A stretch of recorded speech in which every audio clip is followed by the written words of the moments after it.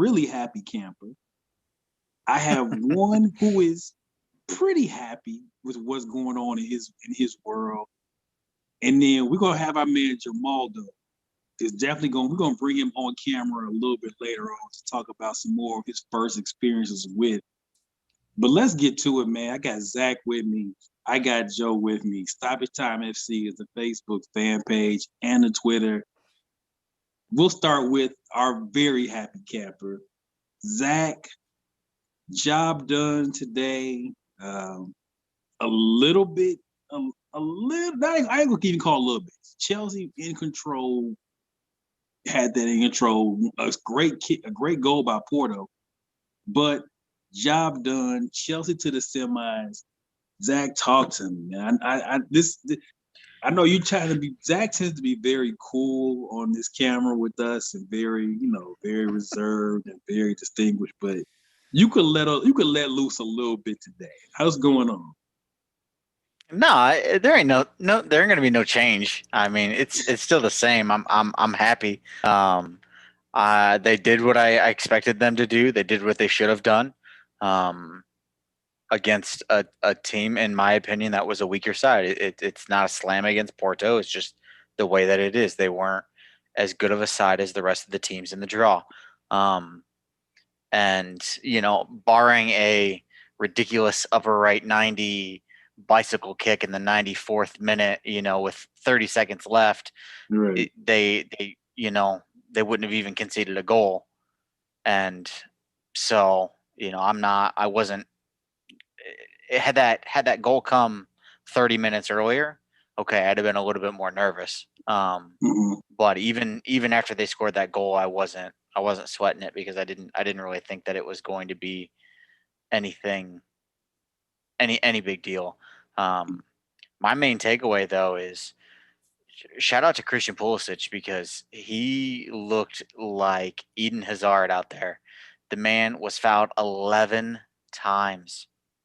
The Yeah. last player that was fouled 11 times in a Champions League quarterfinal match was Lionel Messi. Yeah, they were definitely giving him the Leo Messi, Neymar treatment. He Mm-hmm. was, but like you said, and to show you something, Zach, we always talk about how in this game you can't stats don't prove who's the best player.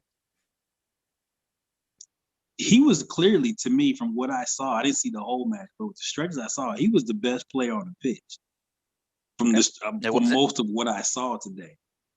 it So wasn't even close. And truthfully, that's why he won man of the match. UEFA gave him man of the match. So for me, he was literally the catalyst for every attack that we had that game. Uh, he carried over from his 2 goals on Saturday against Palace, and I was telling Joe before the match, I like this front three of Mount, Havertz playing a false nine, and Pulisic. The creative ability is genius there. And the one thing that Havertz gives you in that false nine role that you will never see with Werner up there is the ability to play that tiki taka style of football where you can pass the ball freely between all three of them. Whereas Werner, for all of his talents, he's not great with the ball at his feet passing the ball. He's the guy you need to run in behind, the defense. You give him a through ball or you loft it over top and he, runs onto it. That's where he flourishes. Havertz isn't that guy. And it showed in Palace because they had 3 goals, in 30 minutes. They probably should have had 6 or 7, to be honest.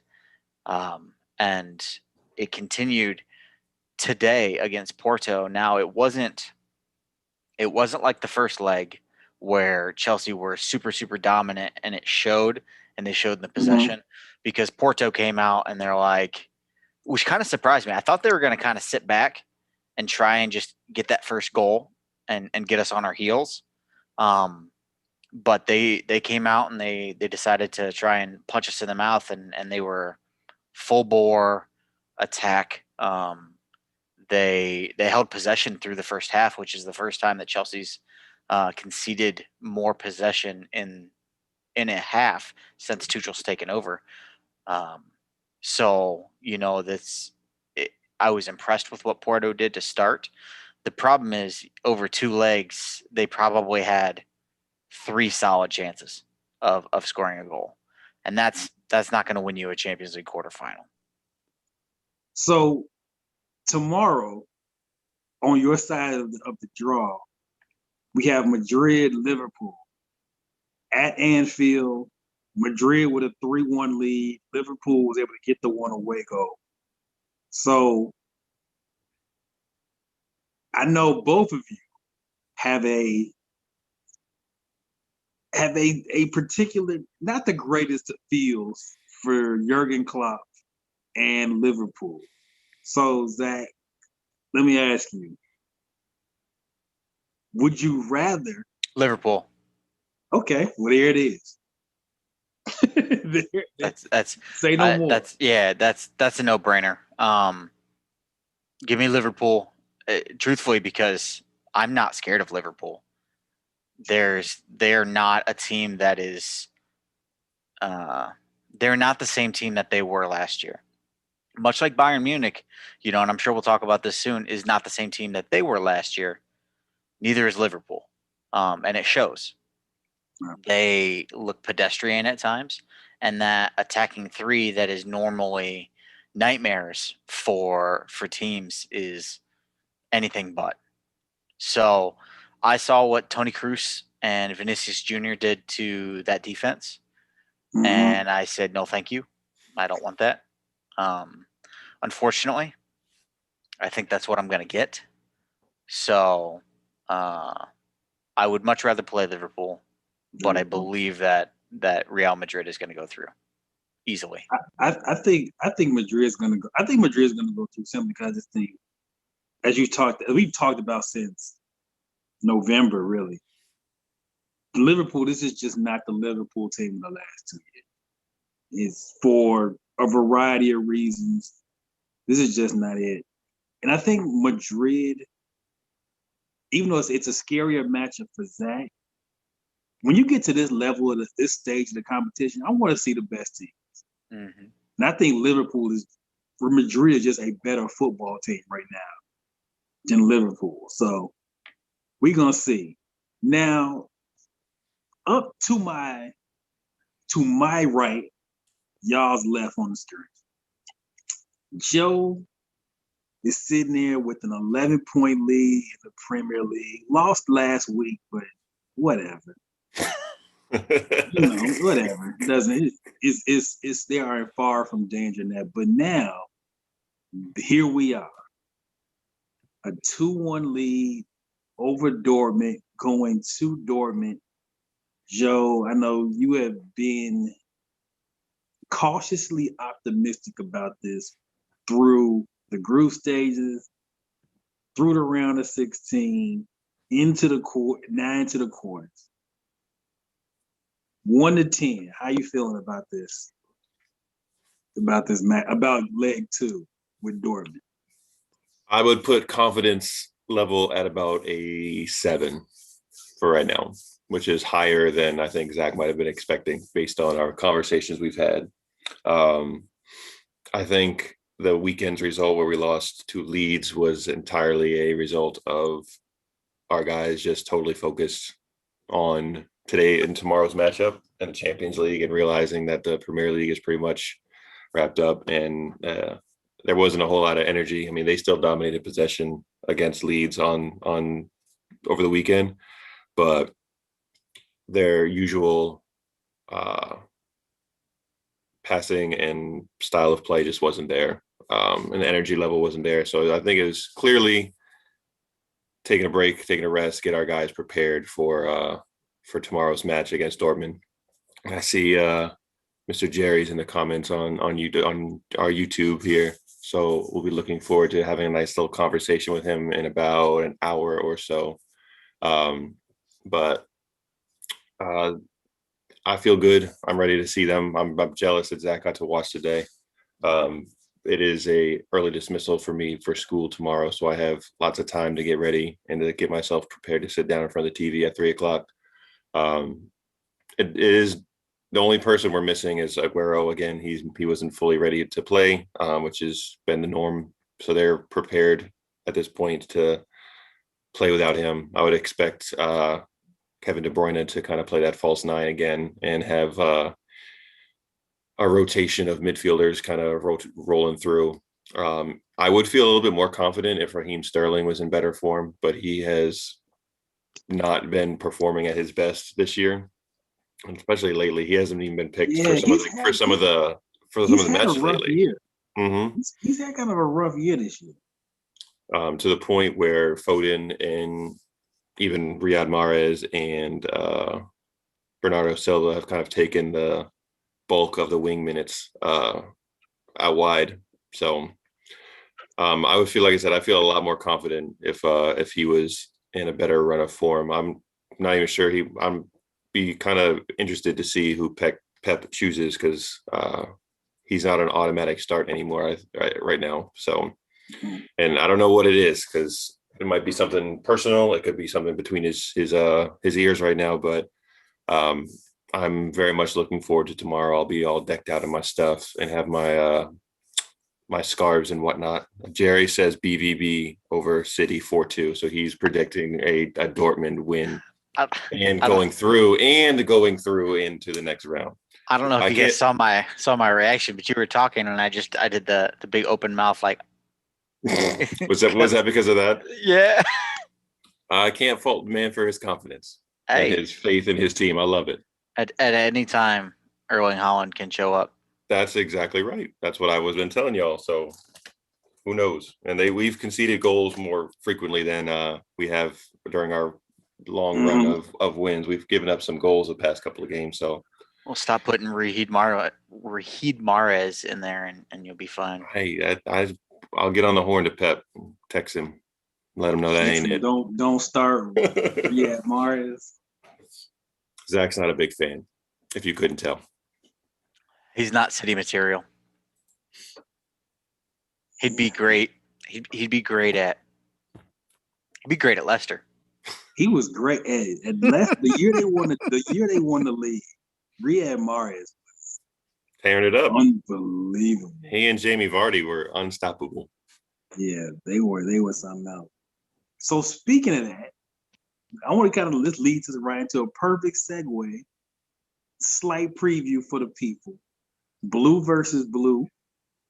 We're gonna get blue versus blue on the pitch this weekend. The FA Cup semifinal, which for those who are newly initiated, the FA Cup is the biggest domestic is other than the league, it's the biggest cup competition in England. And Chelsea and Man City are going at it in the FA Cup semifinals at Wembley this weekend. So without giving away too much of the Blue versus Blue podcast, Joe, Zach, just give me some quick thoughts on FA Cup semifinal matchup coming off such a huge week in the Champions League for both of you. I don't know about for Joe and City, but because I know they still have the Carabao Cup or the EFL Cup or the Painters Cup or whatever the hell it's called this year. Whatever that trash is called. I know they have the final. They have the final against Tottenham coming up, but the FA Cup is a big deal for Chelsea for the simple fact is this will be the first year, if we don't win the Champions League or the FA Cup, that Chelsea will not have won a single trophy since Roman Abramovich has taken over, which is impressive. And either the EFL Cup or the FA Cup, Europa League, one of those. They've won some sort of silverware. Now, I don't know. Don't quote me on this. I don't know if that counts like the Community Shield or anything like that. But still, it's when I heard that I was thoroughly surprised. So I know that I know Roman's gonna want this. Not to say that City will take it off because I know they want that quadruple. But I don't know I think it's going to be a hell of a match. I don't think either team is going to take it lightly. Definitely not. And I don't think we're going to be seeing any Jose ball from either side where we're just going to be packing it in. I think it's going to be a very open match. And be a very, the last time we played, it was Frank, wasn't it? It was Frank, yep. So this will be the first time City sees the new look Chelsea under Mr. Tuchel. So I think it's going to be a great matchup. I think it's going to be a great watch. It's at 12:30 on Saturday on ESPN Plus, I believe is the way to watch. Zachary is going to be out of town, unfortunately, so we won't be able to watch together or anything, but I'll be certainly checking in with him later on in the afternoon. That man's on vacation, man. Leave him alone. Chelsea can take a break. The wifey gets priority for her birthday. There you go. Priority. Mm-hmm. Absolutely. So, speaking of Jose ball, this leads us into another great man. So Harry Kane went as far onto the I want out ledge as you can possibly go and not stick both feet over the ledge. Tottenham, a 3-1 loss to Manchester United over the weekend and looked awful, to put it mildly. It's the Jose Mourinho experience has not gone well. And Harry Kane is, I think, has been as patient, as loyal as he possibly can be, and now that exit door is getting wider and wider open. So we're going to talk about Harry Kane. We're not going to talk about your Erling Haaland World Tour that apparently went on courtesy of his agent and his spotlight week. But let's start with Harry Kane. It's time to go, right? Mm-hmm.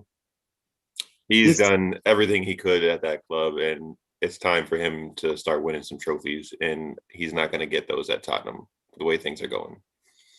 So it's definitely time to move on to bigger and better things. He's got to the thing for Harry though. He's got to find the right situation.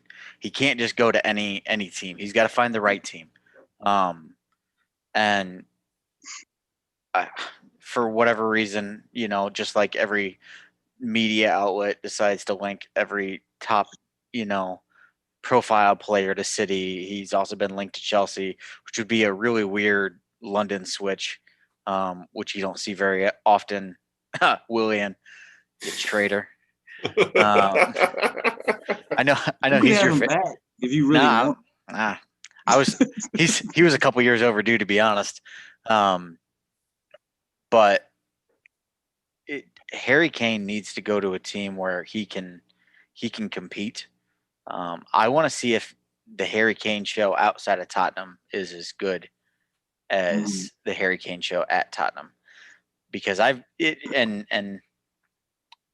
will freely admit this. I have not been the biggest supporter of Harry Kane. I don't think he's quite as good as what his numbers show. I think if you took Heung-min Son off of that Tottenham roster, Harry Kane would not. I won't say he wouldn't make the England roster, but you would not be talking about Harry Kane like you would. He'd be more like Jack Grealish. Well, a big chunk of his assists this year, especially, have come to Son. Like a good chunk of he's got a lot of assists this year, but almost all of them have been going to one player, pretty much. It's them two versus everybody else. Yeah. Can we talk about Heung-min Son real quick though? Yeah, sure. Did you guys see that United match? I saw all of the comments afterwards. Bro, if you could bottle up Jose Mourinho and put it into one play and a separate player, that acting job from Heung-min Son was pretty bad, awful, and to continue to roll around and lay on the ground like you had just been brutally attacked. That's the Jose. The Jose does absolutely dreadful. Absolutely dreadful. Yeah, that was Porto days, Jose.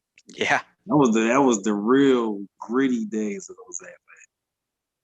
Yeah. The thing about Harry Kane, I think it's gonna be Chelsea or City because I think the one thing you don't see is guys who are great players, especially English great players, just don't leave the Premier League.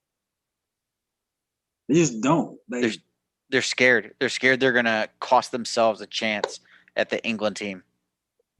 Right. I mean, if you think about it, I think David Beckham left.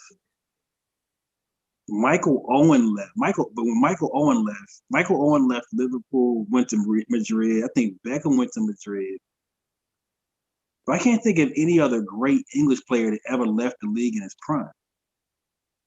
That's why, even though the Chelsea thing sounds weird, I don't think it's that weird, and I certainly don't think City is weird. If it's going to be interesting if the Holland World Tour doesn't stop in Manchester or London, Harry Kane may be the prize to be, and that's I don't know if I necessarily want him in Chelsea. I don't know. Like, I'm trying to figure out where in this roster he's gonna fit, because the problem is we have too many forwards, Mm-hmm. and too many midfielders who can also play that up front role. And I don't know if Harry Kane offers you anything all that different than what you get from like a Kai Havertz. I think the dark horse. I don't even say dark horse. I think United is the actual place that he ends up going. I think that's the best fit. I agree too. I think they're sick of Anthony Martial, number one. So they're sick of him. If you read through Manchester United Twitter, Anthony Martial is probably one of their, after Pogba, is probably the next most hated dude. So they would love to get the number 9 off of him immediately. And to me, that makes a lot of sense. That'll just give me one more reason to hate the man. So I have no issues there. And then also in joke, even though as much as we joke about Man City and how they spend, 150 on one dude has not really been Man City style. That's now they'll spend 150 on total. 5 people. Yeah, we'll spend that much, but just every year for the last decade. Yep. Yeah. Results speak for themselves. They like that 30 to 50 million pound range. Like that's their jam, right in there. So it would take a lot for them to go. That's a very special player, a la Mr. Holland, to spend that much money on a single player. They'll spend 50, 60 million on a player, but that's about the max they typically go. So the question is though, Harry Kane's not going to be cheap. No, not at all. No, he's not. He's going to be upwards of 80 on a low end. For sure. I don't know what Kane's contract situation looks like, and I know, and truthfully, I don't know how old he is either. I know he's either late 20s or early 30s. 28. Yeah, that's what I was thinking. I'm pulling up his contract right now. So while you're looking up his contract, we'll go into the other contract, and that is the Erling Haaland World Tour. The circus was in town. It stopped in Madrid. It stopped in Barcelona. Apparently, it stopped in Manchester, at least on one side of Manchester. I don't know which side.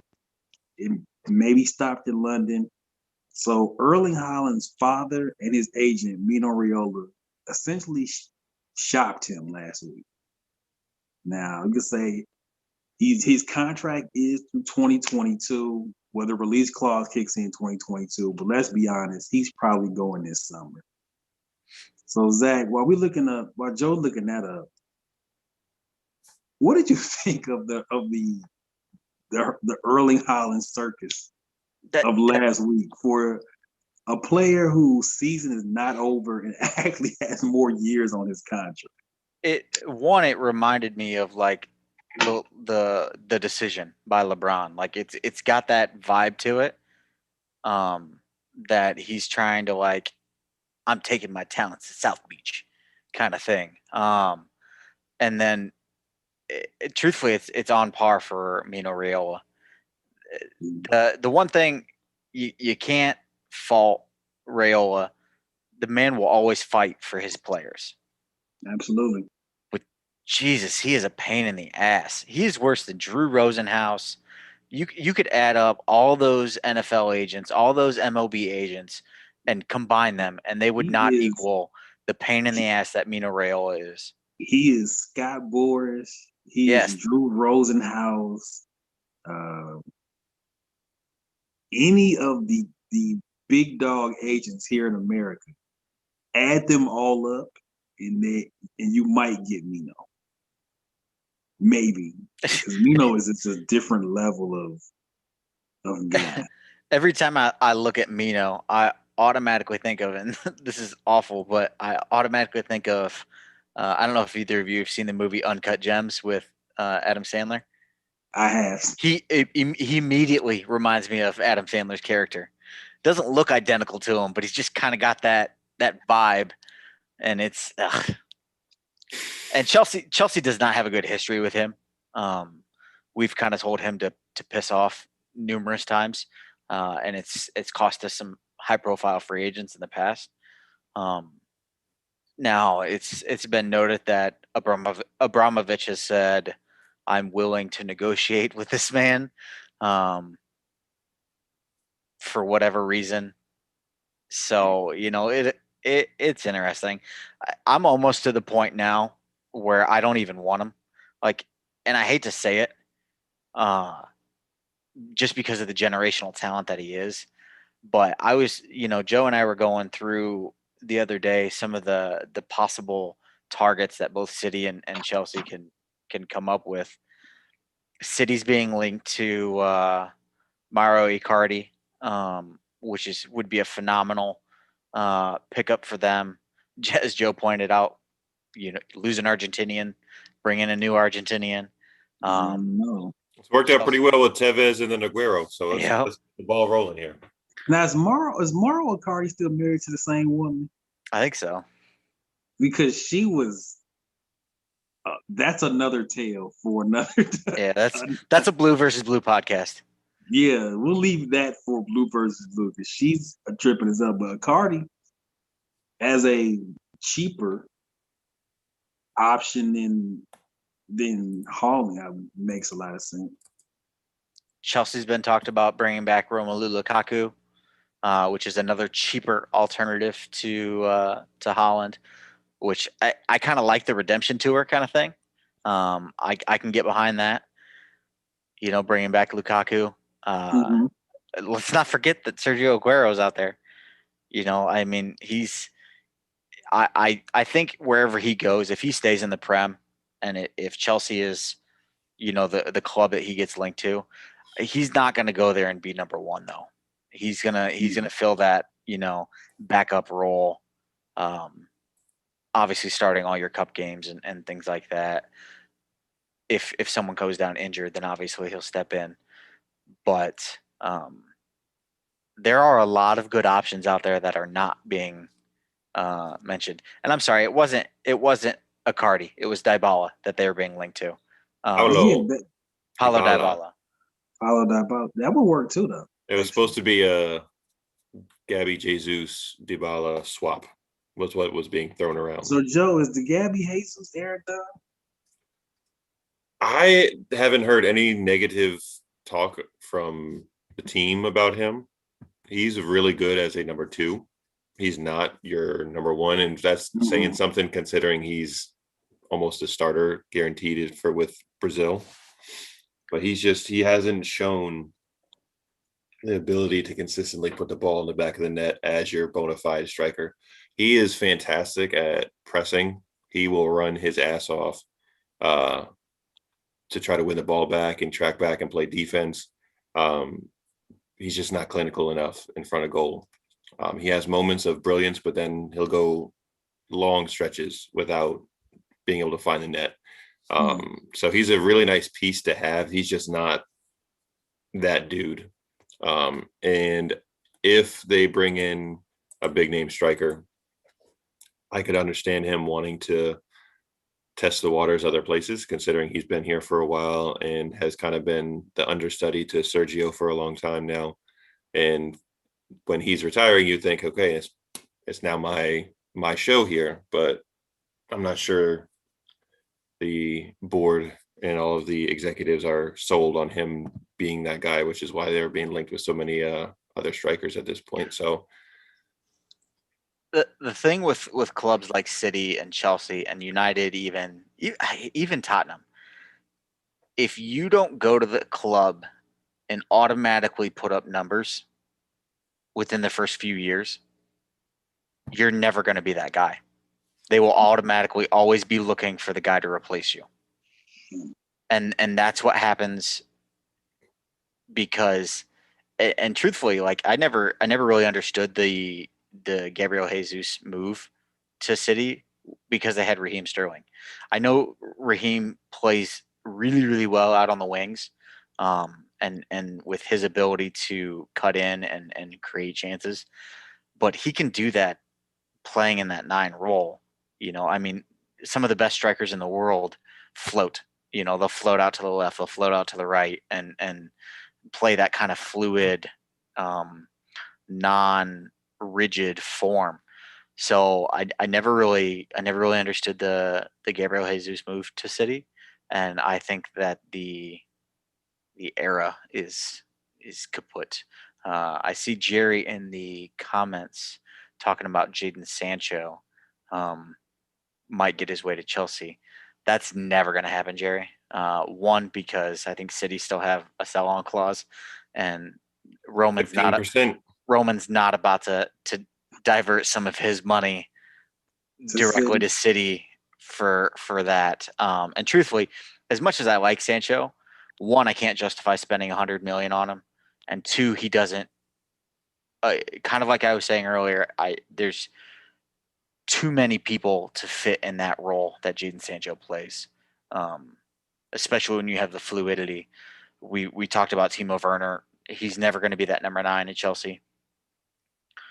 Havertz, Mount, Pulisic, Hakeem Ziyech, Callum Hudson-Odoi. Those are all just names literally at Chelsea right now, not to mention people we have out on loan, academy players, So I don't think Jadon Sancho ever makes his way to London to be in Chelsea blue. I could see him coming. I could see Tottenham if they sell Kane. I could see them making a move for Sancho as like their new guy, and then it could be the Sancho and Son show. On Tottenham's side, Harry still has 4 years left on his deal, 3 years, and he makes only 200K a week. So his salary is not dirt cheap, bad at all. So, but he does have 3 more years on his contract after this before he's an actual free agent. So at 200K, I mean, at only 200,000. Well, considering KDB just signed for like 450 or 480,000 a week, 430. 430. That's what it was. 430. Okay. Yeah, he broke the record. 430. So 200K for a striker like Kane is if he's only on 200K a week, I think if you're United, if I'm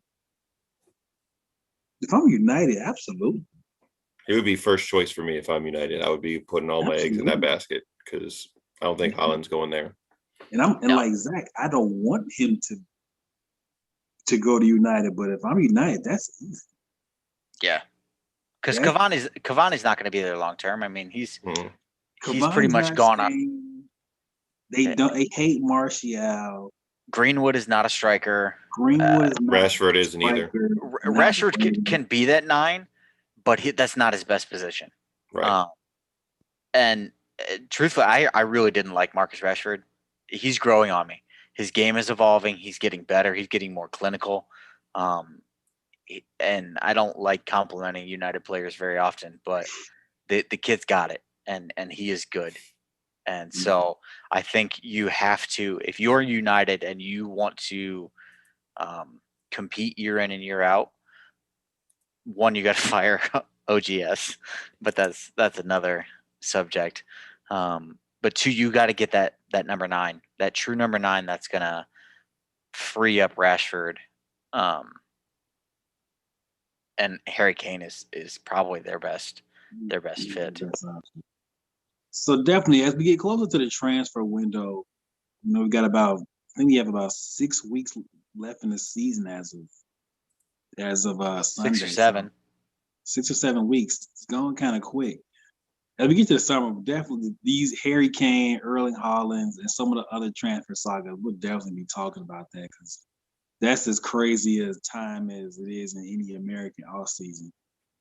Real quick before we get out of here, we want to talk about maybe the hottest league title race right now, and that's in La Liga.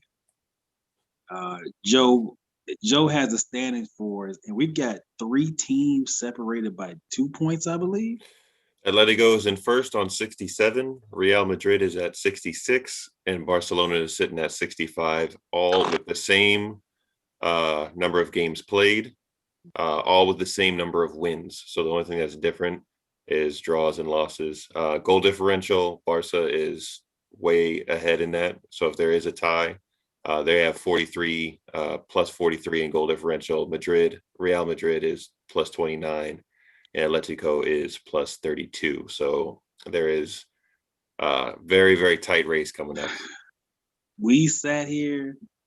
We told you we told you 6 weeks ago. We said that the 2 Madrid teams better put some distance on Barcelona or else. And we have officially reached or else.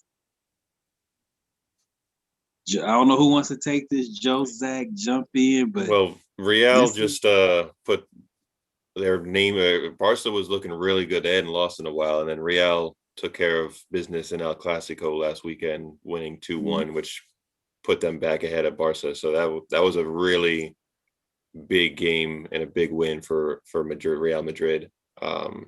So I still think Barcelona is probably going to end up taking it, but I think it's got a lot more interesting after Saturday's win for Real. Yeah, it's kind of like, one of my favorite movies is Rounders, and I when we said this 6 weeks ago, now all I'm thinking of is John Malkovich's character Teddy KGB hanging around, and they let Barcelona hang around, and don't look now. They're in the driver's seat, and their goal differential has all the tiebreakers in their favor. It's I didn't, when they kind of hit rock bottom and Messi was leaving and they fired their president and everything was going wrong. I was like, I don't know if they can recover from there was no reason to think back December, January that they were going to be here. There was no reason. So I don't even feel bad about that because they showed nothing to end 2020 that says, "Oh, they'll be back." They were dead, and they were dead in the water around first. Bringing Laporta back seems to have been the magic touch for them right now. I'm not sure if it's going to fix their financial issues, but at least on the pitch, as soon as he kind of was elected for the second go around with Barcelona as the team president and kind of the spokesperson, things started changing for the better for them for sure. So that was a shrewd decision on the decision makers' parts over in Barcelona. And we talk about tortured fan bases. Atletico Madrid has got to be one of the more, they're a really good club, but boy, they struggle closing these things out. Whether it's leagues, whether it's Champions League. Joe, you always talk about, City's gonna City. To me, we can change that to Atletico is gonna Atletico because this is routinely. They are the nearly almost of world football. You think about 2 months ago, they were sitting real pretty in La Liga's standings and were doing pretty well in the Champions League. And since then, They had a game in hand, mm-hmm. and they had like a 9-point gap, and then they lost 2 in a row in the league, and then they got their ass beat by Chelsea in the Champions League, and it was all downhill from there. Mm-hmm. And like literally the wheels have fallen off that bus. Yep. And I think Joe posted it in the group probably, I don't know, like 2 or 3 weeks ago, outlining the highest paid managers. Simeone is by Number far number by one. a wide margin over Pep. What like is it? 20 million. It's like he makes like $43 million a year. And Pep is at like 23. So he makes damn near twice as much as Pep Guardiola. See, I think it's time to move on. Right. To that point is, how many times can you be that close? Yep. Right. How many times can you finish second, third, Champions League quarters? One step away. And this was their year for them. Like, this was the year for them to do it because Real was hurting a bit. Barca was a mess for such a long time. Like, this was the year for them to nail down a title. As open. This was as open a chance they've had. You said Madrid struggling. Barca is a mess. Suarez was on a vindication tour, like like he was hell bent. He was hurt that Barca let him walk, and he was gonna make them pay. Well, no, not so fast, my friend. Yeah, kindly go back to the hole where you belong. Because for our newly initiated folks, if you ready to make another expansion into your soccer palette, I would say you might want to get plugged into this La Liga race, because these last 6 weeks of La Liga are going to be really interesting. And we could have, I don't think we'll have the Aguero finish, because I don't think that will ever happen again. But you could see second to last day of the season type dramatics with those 3 teams so close. And if things hold the way they are, it could be all 3 of them playing and all 3 of them could conceivably win the title on the last day, depending on what the other one's results are. So it's like there could be a really awesome finish depending on the results between now and the end of the season. And there you have. So before we get out, I want Zach and Joe, Blue versus Blue, coming up. I know Zach is ready to go on vacation, but before he goes on vacation, Blue versus Blue coming up. What's going on Blue versus Blue? We're gonna cover the FA Cup game. We're gonna talk Chelsea versus City. We're gonna talk about a little bit of the history between the 2 clubs.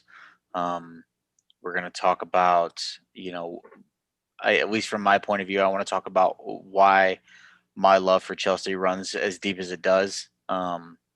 And I know Joe feels the same. We've kind of talked about this before on shows, but I think this is going to be a chance for us to kind of dive deeper.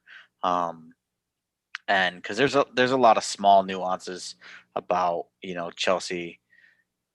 It's not just the Champions League matches against Barcelona, with Drogba screaming and Bal damn near getting ready to murder a ref on the pitch, and then there's more to it than just that for me. And I know that Joe probably feels the same way. So that's really what we want to do. We want to cover the match, and then we want to talk about why we bleed blue. The emotions might get you stirring a little bit, I think. So Joe's probably gonna cry. I might. If you put on certain clips, man, from some of these documentaries that I watch on City, man, it gives me chills.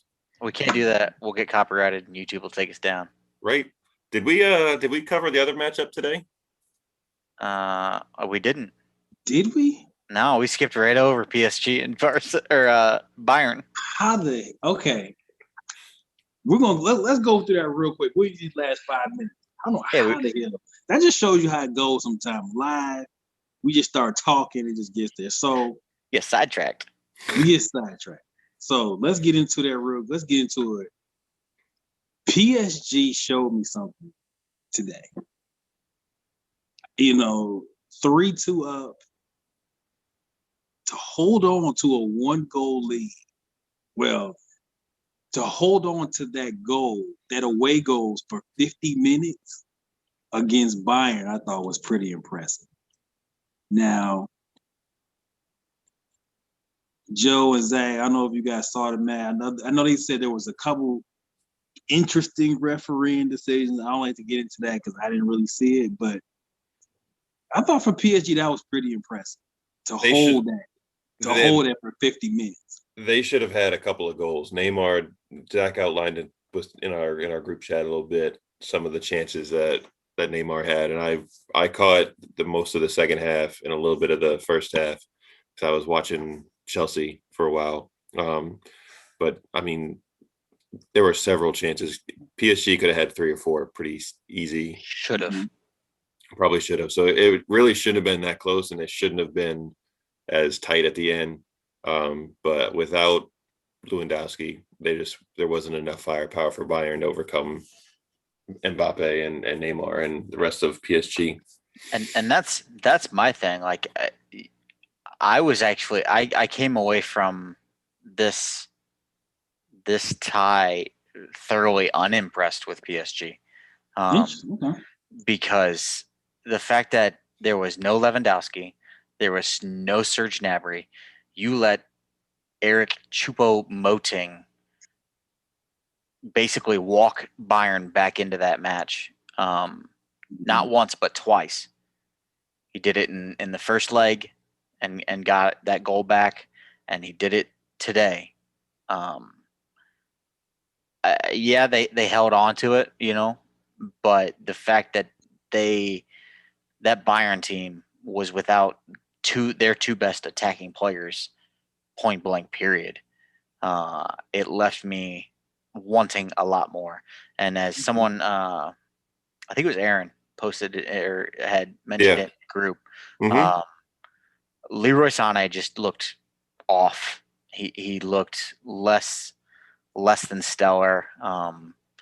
Poor decisions with the ball, just didn't look fluid, didn't look himself. And I don't know, maybe he has COVID or something, because Bayern looked off as a whole, and PSG just was not clinical. The fact that Neymar couldn't finish off those 2, the one hit the crossbar, the other one hit the right post, and then he was 1v1 on Neuer. And I mean, it's hard for me to criticize when it's Manuel Neuer, staring you down, but Neymar should have finished that in my eyes. Yeah. So that's 3 goals alone that Neymar could have had and didn't.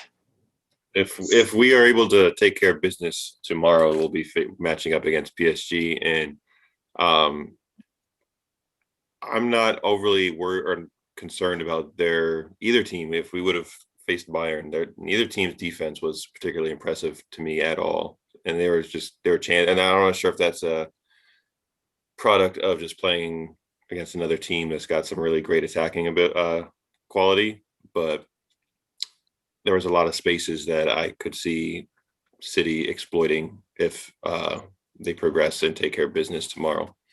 So a lot of attacking and free-flowing football coming your way if City and PSG match up in the semis. So before we wrap up, Germaldo, if you're there, would you come on, make an appearance really quick? I'd like to bring our man Germaldo, if he's there. He should be there. He should be paying attention to it. Because I want to hear from him about. Okay, first off, I'm telling you right now. Right. Don't do it. Before we bring him on, don't do it. Don't do this. I'm telling you right now, don't do it. I have no idea what you guys are talking about. You know exactly what we're talking about. I promise you, do not do it. So, Germaldo, are you there? Germaldo might be over. He said, "Nah, fam, I'm good." All right, so we're gonna maybe bring. We'll have to get him Germaldo on another show. But look, Stoppage Time FC Twitter, Stoppage Time FC Facebook group, The Scene THE.SCEN on Instagram. We are also on Twitter SCEN_THE. We will be back next week. We will have the Champions League semifinals in full. Probably get at a preview next week. We will have FA Cup finalists by next week. So we are getting toward the business end of the season, man. Going to decide some titles, decide some cups. It's going to be an exciting time. When is that other cup final? Real quick. Cup final. The Carabao Cup final is the 25th of April. So we'll talk about the Carabao, whatever it's called. There you go. You're wearing it right now. He's got this. Always prepared. Always prepared. Carabao Cup final. So a lot of things going on. Zach, Joe, Germaldo behind the scenes. Shout out to our newly initiated guys watching us. This is Stoppage Time FC.